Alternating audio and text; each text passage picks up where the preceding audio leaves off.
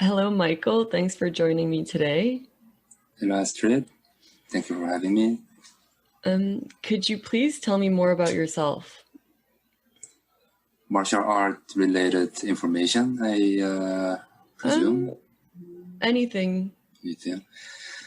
So, yes, 45 years old, practicing Kendo and Iaido, mostly in Concordia University, under the dojo name Shidokan.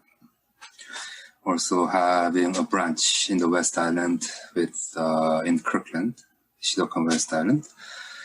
Been practicing Kendo for about 20 years now. Iaido about the same amount. Yeah. So Kendo 5단, 5단, Iaido 4단, 4단. Yeah. Amazing. And just because I don't practice Kendo, could you tell me more about what Kendo and Iaido are? Sure. Kendo is Japanese fencing. So I'm pretty sure you saw it in some type of publicity or movies, wearing blue armors with grills, with futon gloves and a bamboo sword. So Kendo is practice in pairs, is basically fencing but following the Kendo rules. The cut has to happen in certain ways. There are prerequisite conditions for a hit to be recognized as a score. So it's not just whacking, but a lot of strategies, the kiais, the screamings, the measuring the distance, and there's, we call it kikentai ichi. So the sword, the mind, the body has to be synchronized and hit a very specific target in order to be recognized as a point. Usually in a 5 minute bout, it happens often that there's no point scored, right? And the first one that gets 2 points win. Okay, that's basically Kendo. Iaido it's also Japanese swordmanship, but it's not sparring, is set forms, katas. You practice we use an imitation sword. It's called an Iaido. It looks like a real sword, but not sharp. And you practice drawing, cutting, cleaning, shading, and then you just repeat over and over again. Great for meditation and concentration. They complement each other. Mm-hmm. So Kendo would be usually practiced in pairs and Iaido could be practiced individually? Exactly. Okay, thanks. So back to you, what are your goals with your practices of Kendo and Iaido? I will say try to practice it for as long as I can. It's one of those sports that you get better as you get older. So not like Taekwondo or Judo, like when you get older, you do other things, but your body can't follow. But Kendo, you can find clips about 80, 90, 100-year-old people still practicing Kendo. So my goal will be to keep at it for as long as I can. And then try to pass on the knowledge to as many people as I can. But it's not a very popular sport here in Canada. Mm-hmm. So it is popular, but not that popular. It has a very select base. It attracts a certain type of people. Mm-hmm. So how did you encounter actually I don't know if Shidokan is like a specific school or if Shidokan. You could say like how did you encounter Kendo and Iaido in Montreal? So Shidokan was founded in 1974, if I'm not mistaken, by Douglas Funamoto sensei. He passed away in early 2000, but then the legacy lives on. It was one of the first Kendo dojo in Quebec. Mm-hmm. Not the first, but one of the first. And it produced many senseis that are teaching across Quebec and a little outside Quebec. So I started Kendo in McGill, actually, when I was a university student. They had a club. I did my beginner phase there for 2 years, and I went back to work, and I was getting out of shape, so I decided to get back to Kendo at some point. And then I found Shidokan, which had an easier access, and the schedule was great, so I registered and started practicing there. Once a week at the time, and it so happens that they were also teaching Iaido. That was something new for me, so I also joined in Iaido and started practicing, and it's been going on since then, 2002, 2003, yes. Amazing. And so when you say that you're 5th and 4th Dan, is it with the belt system? So it means that you have a black belt and then you go... then it's dans that you acquire? Yes, so they don't have belts, but it's the same system as in judo and karate. So shodan, first dan will be equivalent to black belt. Mm-hmm. So at 5th dan, you're an instructor. Okay. Right. So yes, you just get at it. The exams get harder and harder. Of course. That's amazing. Yeah. Okay, and would you say that you identify with the martial arts and combat sports community of Montreal? Martial arts and combat sports community is definitely, yes. Combat sports, actually, martial arts community for sure. It's some martial art with beautiful tradition. Combat sports. Iaido is not a combat sport. Kendo could be considered a combat sport, but is it? I'm not sure. During COVID, by the way, when they were saying combat sports were prohibited or that applied to us, right? But we are not at each other's throat per se, right? Kendo is the duo, so you're far apart. Just when you attack, you go in full force. So it's. I wonder, would you consider fencing as a combat sport? If fencing is a combat sport, then Kendo will be a combat sport. But it's very very much like fencing rather than boxing. Yeah, it's true that it's also because you have the arm, right? I don't. How do you call it? The arm, the weapon, the sword. Yeah, the weapon. Exactly. So that's a bit different. I feel like maybe fencing is like a westernized, adapted version of something like Kendo. Exactly. Yes. But it's a great question, actually. Like, what is a martial art? What is a combat sport? It also depends where you are. I think that here in the West, we would speak more of combat sports, but they were originally martial arts. So it's just like we're trying to make it more sports. Well, the moment when this type of activity have rules to follow, it becomes a sport, right? When it didn't have rules and it was used for survival, it was a martial art. So we're sometime in between. Yeah. Exactly. Okay, great. So this podcast is also about the lived experience of the community during the COVID-19 pandemic. So I'm going to ask you questions about like before the pandemic, during the pandemic, and after the pandemic. Sure. So before the COVID-19 pandemic, how often were you in contact with the community? I mean, in dojo practice was on 2 or 3 times a week, and like every club or dojo, it's a group of members that call that place a second home, right? So that was that. In our case, there's a few places in Montreal, few outside of Montreal. So in between the dojos that are in the island of Montreal, I think we were 1, 2, 3, 4, 5. Okay, we visit each other. So we take our armors and we tell them we're coming, and we participate in their practice, and we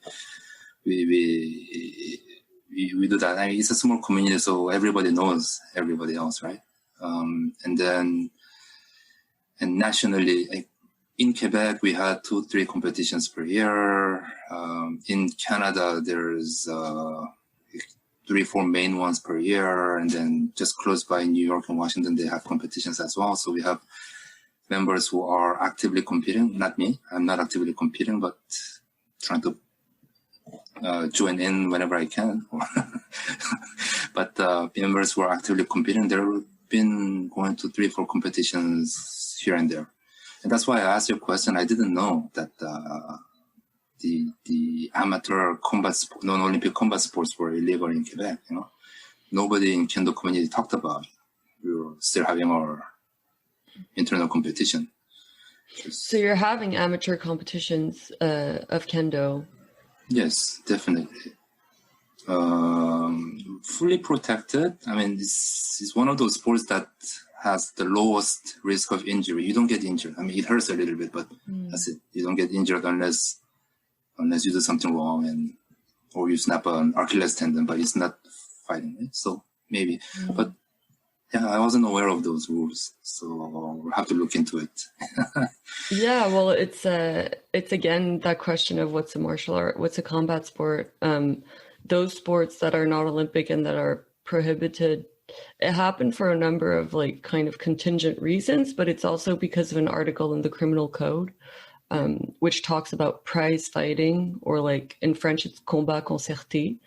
So it's more like about fights, and I don't think that Kendo competitions would be considered fights.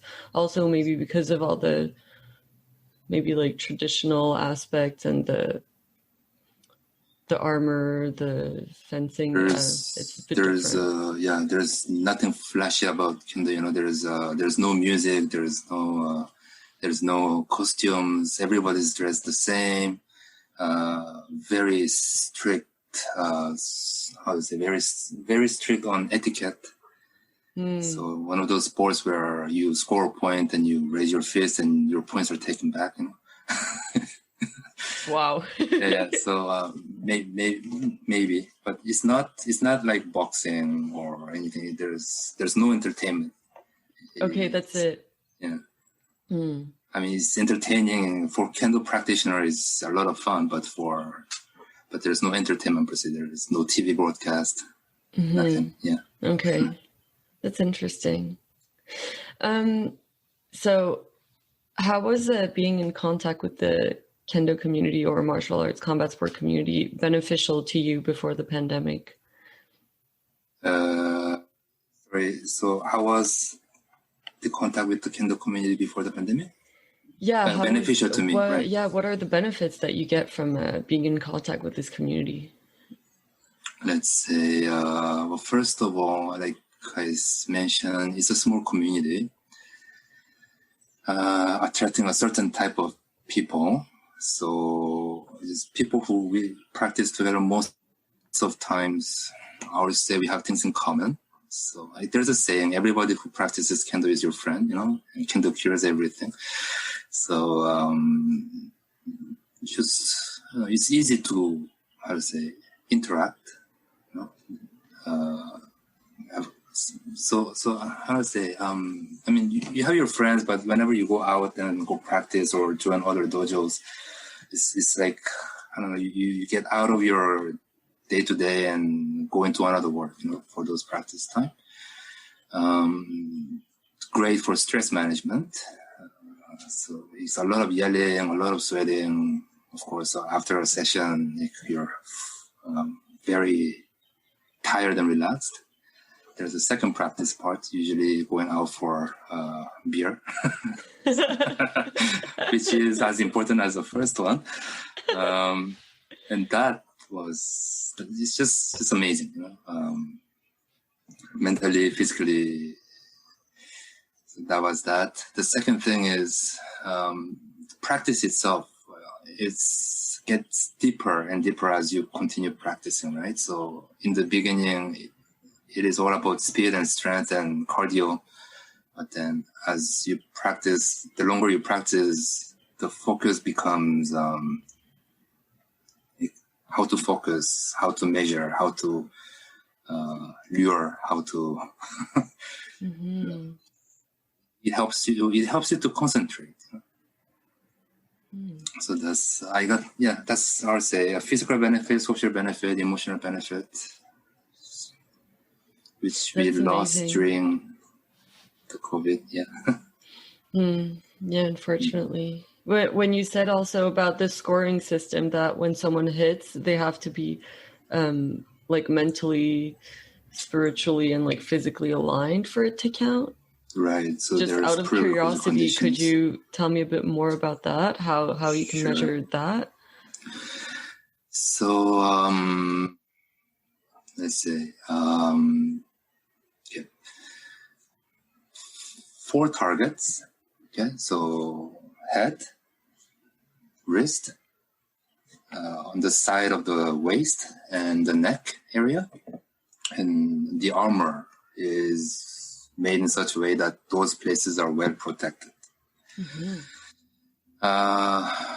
You have to hit with the sword is about the meter long, okay, about 500 grams, made in a certain way so that there's a string on one side which represents the non-cutting side. So you have to hit those targets with the cutting part of the blade, which is the last third of the sword. So if you hit too close, too far, it doesn't count. You have to hit at an opportune moment, so you cannot just keep walking on it, right? You have to make an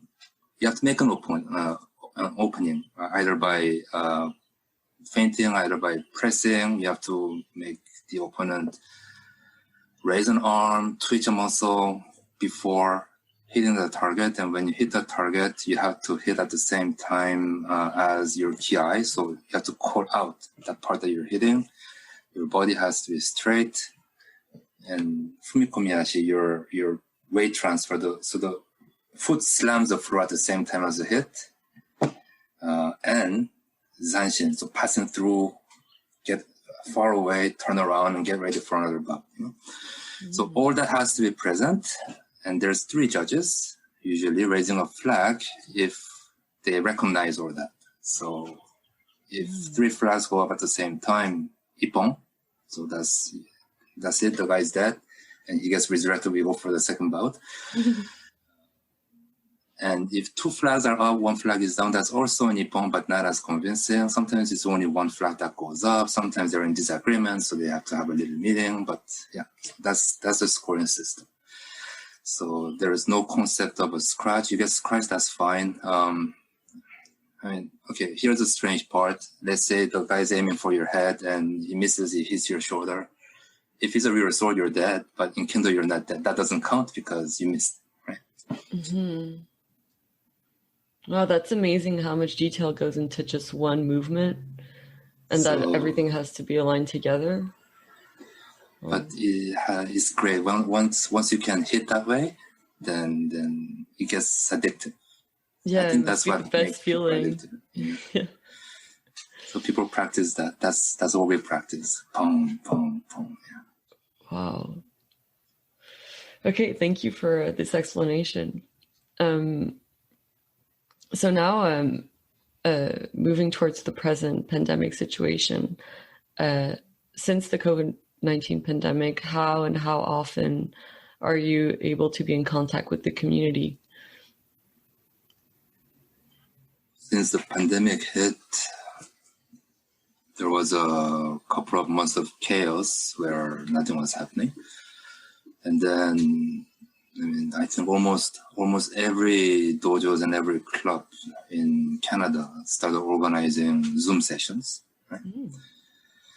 So in our case, we had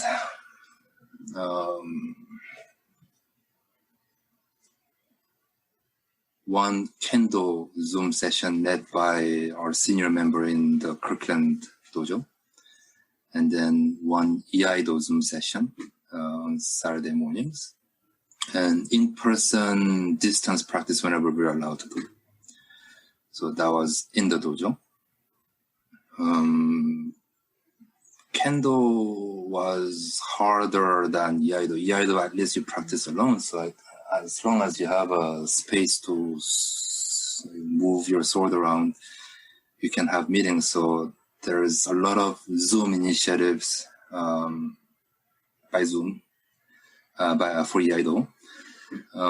And one thing that was interesting was, before to meet, because high level players, high level senseis, there's quite a few of them in Ontario and BC, right? Kendo and Iaido being a Japanese martial art, they have a bigger community where there's more Japanese population. Mm-hmm. So in order for us to participate in a high-level sensei's seminar, it was an annual thing. It was an annual event, or biannual event. You have to travel, or you have to invite them over, and you spend 2 days, and we say bye-bye. But with Zoom, we were able to have practice with these senseis 2-3 times a week. So. I wasn't able to go there, but some of our members are there regularly 2-3 times a week practicing with big names, right? It also made possible people from Latin America is joining in because, Canada has a reputation for Kendo in Iaido. People from USA is joining in. So, the community actually grew, but online, you met people that you didn't know, you talked to people that you usually didn't talk to, and so everybody ended up looking forward to meeting each other face to face in a next big seminar or something. So that was Iaido. But in Kendo was a little different. Kendo was in dojo, swing, and Iaido too. We lost a lot of members during COVID. People found other priorities. They're spending more time at home, less practice. So there are people who we'll have to see once we get back to the dojo how many people come back. There are people who keep continuing, but there are people who were doing Zoom sessions and suddenly they disappeared. So I don't know what happened to them.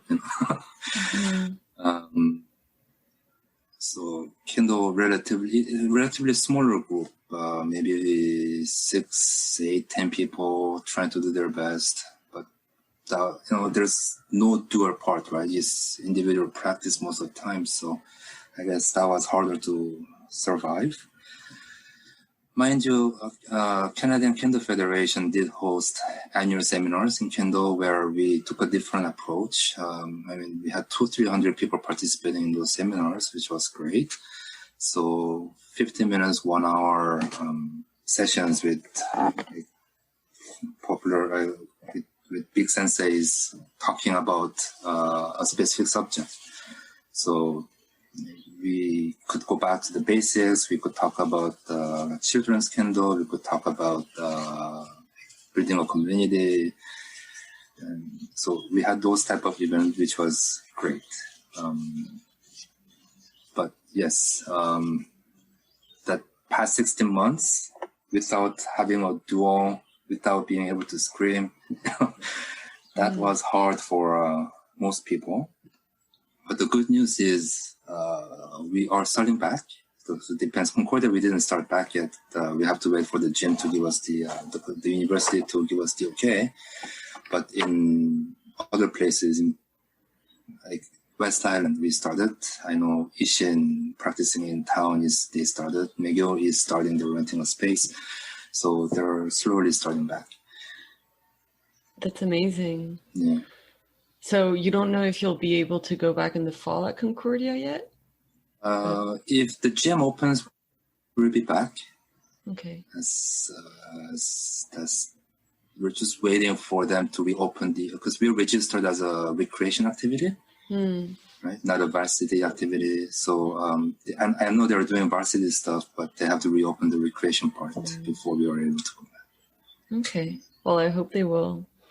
It's really amazing that how you said that you were able to meet people like internationally and from BC or Toronto and like share a lot of knowledge during the pandemic, I guess, different techniques that you wouldn't have access to usually, I guess. We always talk about it's back to basic when we're doing those type of practices, and it's led by say, one or two sensei. So you only have a little time to chit chat at the end. But Iaido it has a set program, so great opportunity to practice. Yeah, even the basics. It's good to go back to them and.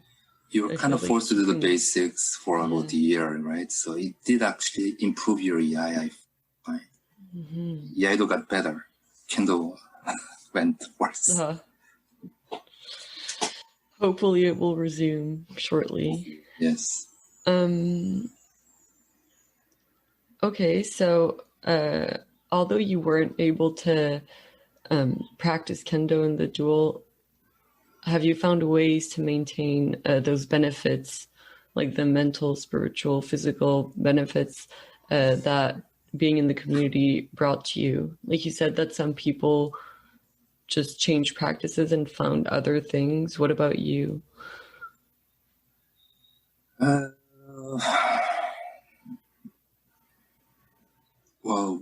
I missed Kendo a lot, and I think that's most of the Kendo community, because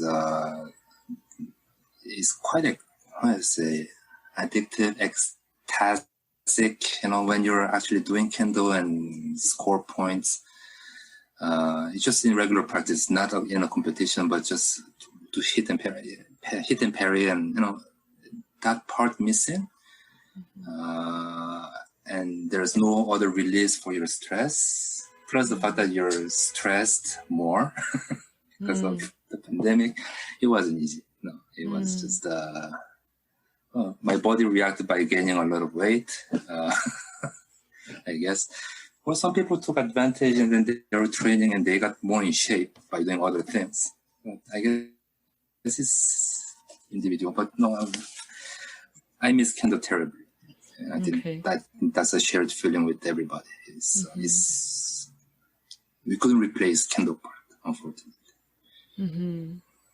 Yeah, I know that. Like I do Muay Thai boxing, and it's kind of the same. Like I could do shadow boxing or individual, but the feeling of sparring, there's nothing that can replace it. Like you can go for a run or whatever, but it's really not the same energy release. No. So I understand you, and I feel for you.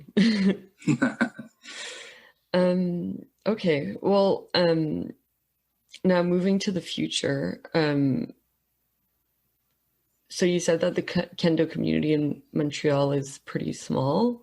Would you like to see the community grow in the future? Like, how would you like it to be perceived and to evolve? Well, definitely I would like to see it grow.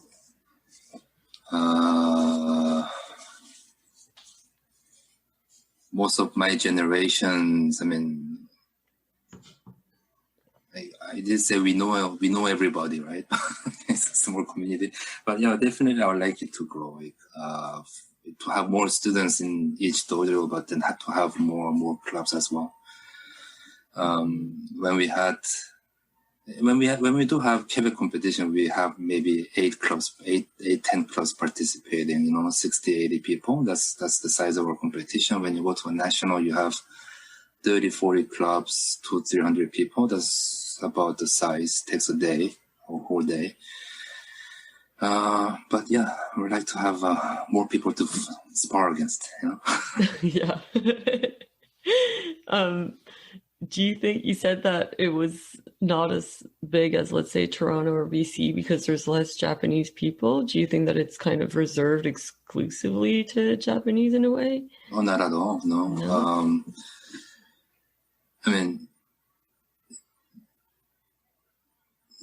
The population there, Kendo practitioner in Canada, most of them are non-Japanese. Oh, okay. Yeah.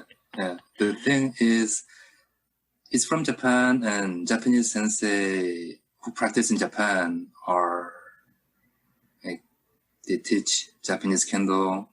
Japanese student who was practicing Kendo in Japan, when they come here, they're very, very strong, right? So whenever they have that community, it attracts more people. We do have in Montreal, like popular, famous Japanese senseis here. So we do interact with them, but most of the dojos are run by non-Japanese. It's like we have a lot of things to learn from people who practice Kendo in Japan or Iaido in Japan, right? But most of the community here are non-Japanese. Okay. Interestingly enough, yeah. Yeah, it's good. But you still need someone to bring the knowledge, right? And right, like transmit it, and then that's how it gets shared. So what do you think can be done to work towards the community growing in Montreal? Sorry, the connection was cutting. Can you? Yeah. Well, what do you think can be done to work towards growing the community in Montreal?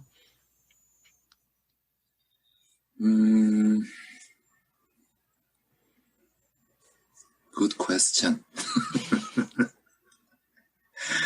Everybody's headache, actually. So we did website. Well, website helped a lot. You have a great website. Tell our webmaster he's going to be happy. Yeah. Thank you. Past experiences, yeah, the website helps a lot. 1 year we had a great boost after the movie Last Samurai, right? So after that, that's the year when we had the most new students coming in. But Kendo by its nature, if I'm looking at all 2 long-term students per year who stays. Oh, sorry. So there's people come and try. It's interesting, but it's not for everyone. Yeah. Yeah. Could you just repeat, please? Because the connection cut off. It said that the students stay for how long? Were you talking about how long students? So if you look at our club, maybe 1 or 2 students remain after a few years per year. So it is not for everyone. A lot of people come and try. They try once, they try 3 months, they try 1 or 2 years. But to actually get to black belt and stay, right? So it's growing very slowly, but and it attracts mostly people who have an interest in Japanese culture. So anime or manga or sword fighting, you know. Yeah, I was gonna say so maybe video games and anime help. Yes, well, they attract those type of people initially, right? So yeah, publicity, I guess. Publicity, are we adapting our practice to make it more interesting for the beginners in the framework of Kendo? Yes, but there are some things that we cannot ban, like etiquette, for example, like bow to your sensei, bow to your... Some people find it fascinating. Some people, they stop coming because they find it stupid. But those are the things that we cannot ignore, right? So, so in by respecting the minimum, okay, publicity, maybe adapt our program to make it more interesting. But yeah. But no, it's a question asked by a lot, like many, all of us, how to make the good ideas. Let us know. Yeah, well, I guess it's because it's a very ancient art, right? Sword fighting, well, Japanese fencing. So you have to kind of be able to strike a balance between like respecting those traditional, let's say the etiquette, but also making it more contemporary for people who live in our society, which doesn't necessarily live by those same values every day, and try to make it accessible. Kendo is, it's based on, swords fighting existed for a very long time. But Kendo is about 100 years old, if I'm not mistaken, 120 years old, when it became a system. Okay. With the protective armors and so I heard that they started practicing with the bamboo sword shinai because they didn't want to die, right? So they were used sparring, but Kendo itself is based on an ancient tradition, but the sport itself is relatively young. Well, 120 years old. Mm-hmm. Iaido was the same thing, about 120 years old, when it became a system and it became organized. So there's Iaido, which follows a standard, but there's Iaijutsu, where there's schools like that here and there. Mostly people who do Aikido practice those. Those are the old forms. So limited to a very limited number of people, I say. Only a small group knows that form. That's amazing. Because I guess the movements probably are movements that have been taught and shared for like hundreds of years, but then only recently they actually made it a system, you said? Yeah, based on the forms that survived. So they're supposed to be the cream of the cream. The old forms can be executed without a sword, so obviously it's related to jiu-jitsu, not the Brazilian side, but the ancestor of judo. The ancestor of judo. Amazing. Okay. So I'll have a last question about like the future for Kendo and Iaido Montreal. So we kind of still live in times of uncertainty. So through all these past 16 months, you said like we've seen the dojos open up, close again. So were you able to imagine a future for the community to pursue the practices in a sustainable manner despite this uncertainty? So like adapting to everything that happened, were you able to find a way to kind of keep a more stable way of practicing?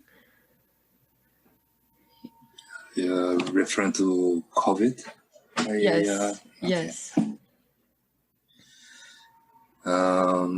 You said the Zoom for the Iaido. Iaido, so I don't think Zoom is going to go away because in Iaido we did see benefit of Zoom practice. So maybe once we're back to Iaido, I don't know about our place, but I'm sure a couple of places in Toronto, they want to continue doing Zoom while practicing the dojo so that other people can join in from distance. Which means, for me to meet this particular sensei, I don't have to travel to Toronto anymore. I can just log in and do the practice at home with them. So that's a good part.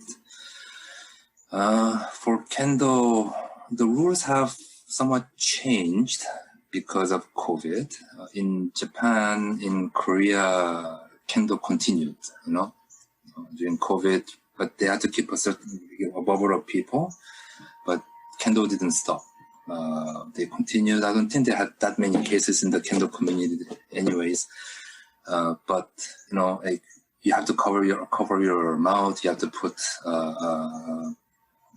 something in front of your grill so that it limits the spread. You have to modify your kiai so you don't scream like before.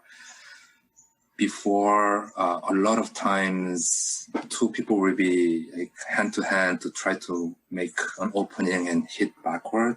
Half the match is usually spent in that position, but because of COVID, that once you get into that position, the temporary rule is that you have to back up right away.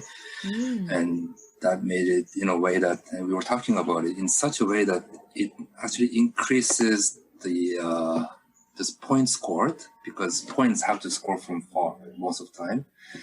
So because we were forced to separate early, it changed the dynamics of the game. And I think a lot of people are saying it's a positive thing. It's making Kendo more attractive. There's a couple of bloggers actually was talking about this in the number of matches that went into overtime dropped drastically. The number of points increased drastically. It's more fast-paced. So there are a group of people who in here, like myself, who hate spending time here because I'm not so good at it, you know. that this is a rule that will stick around, you know. So that may change. It may change Kendo, the way we practice it. It may make it more attractive to people. So I'm counting on it. But practicing with a mask, oh my God, it's hard. Yeah. You're gasping for breath. So I'm hoping that we will be allowed to practice without mask. Okay. Well, thank you so much for taking the time to share your experience. It was great, honestly. Thanks for sharing. Thank you for the opportunity. My pleasure. Nice to meet you. Yes. Nice to meet you too. Hope we can get back to Muay Thai soon too. Are there any plans to open it back up soon? Yes, my gym has opened again. Yeah, good. So it's been great, but I overtrained. Yeah. Something else when I went back. Yeah, because I was like so excited. So now I'm like a bit injured, but it's okay. It's also a good lesson to learn. Yes.